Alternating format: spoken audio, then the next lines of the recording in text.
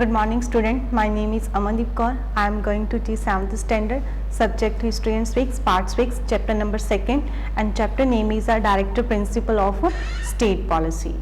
As we know that our country faces a problem of illiteracy, ignorance, poverty, unemployment and social inequality, social and economic inequalities. And these create a problem in the development and progress of the country. So the Indian Constitution directed some principle and guidelines to overcome such situation and to provide an equal opportunity to every citizen.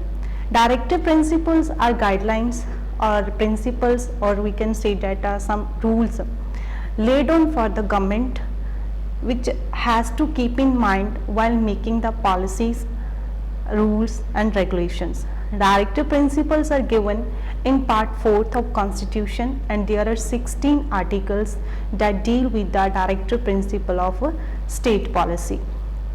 The main objective of directive principle is to ensure maximum benefits to the maximum number of people, or to provide equal opportunity and to remove social and economic inequalities.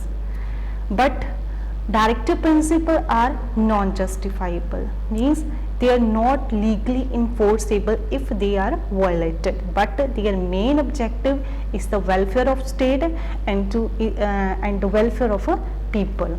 So directive principle of state policy by the Constitution of India are divided under the 4 categories: directive principle related to social equality, directive principle related to economic equality, directive principle related to law, justice and administration, and directive principle related to international peace and other principle. So first we will discuss about the economic equalities. Directive principle related to economic equalities.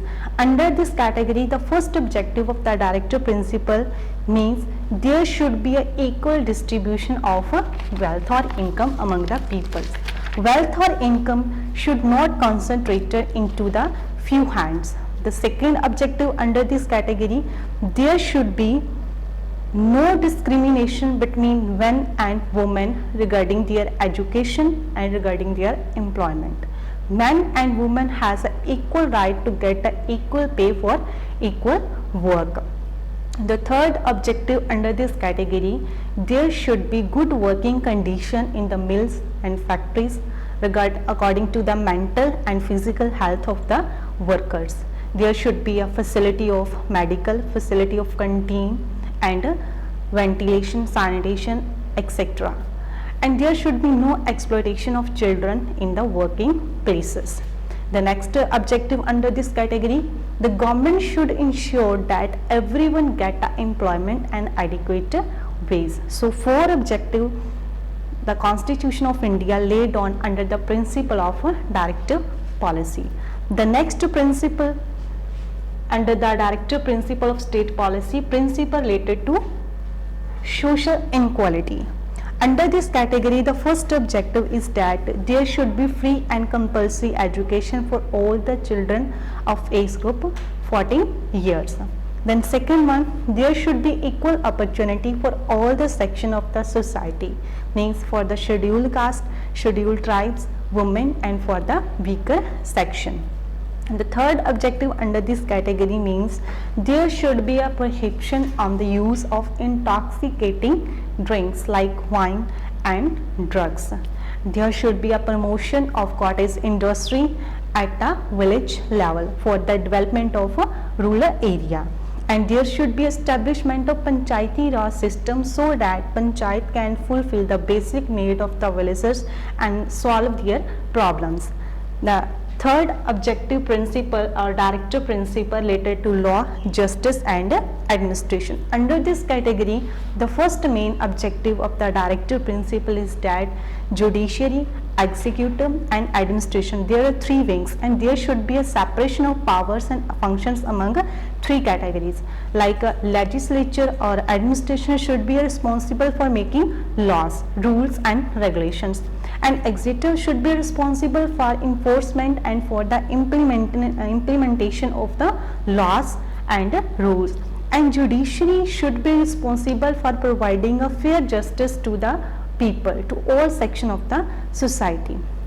The second objective under this category is that judiciary means justice providing body or judges of Supreme Court or High Court should be free. They should not be influenced by the government or by any political body. They should provide a fair justice to all the people without any kind of discrimination on the basis of caste, color and culture.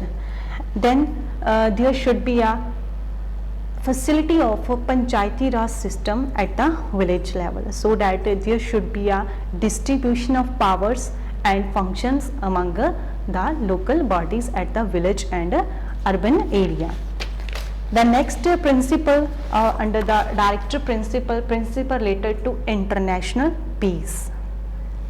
State should conduct or maintain fair and friendly relationship with the other countries of the world. State should encourage and foster respect of international law. The people should respect the laws of a country, laws of a land, and they fulfill the rules, follow the rules and fulfill their duties. Then state should encourage the international peace and security through the diplomatic means. Diplomatic means through the peaceful means, by communication, by mutual interest and mutual understanding, they try to solve their problems. Then last category under the director principle are miscellaneous function, means other principles, other functions under the director principle. The first one, every citizen should respect the laws of country, should respect the tradition, culture, historical building and monuments, and they should try to maintain their old heritage and culture. Then there should be a uniform code of conduct for all the section of the society. Law should be equally applicable to all the section of the society, whether they are rich, poor, illiterate or literate, low or high society. So these are 4 to 5 category that are discussed under the director principle of state policy by the Constitution of India. First one, principle related to social equality, principle related to economic equality, principle related to law, justice and administration, and principle related to international peace and security.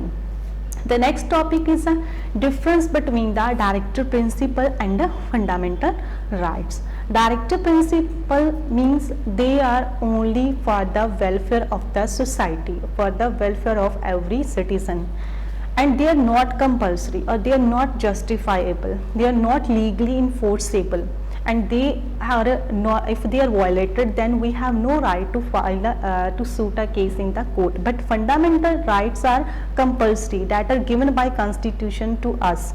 So in this chapter we have discussed about the director principle of the state policy. I hope that this chapter will be clear to all of you. Thanks and have a nice day.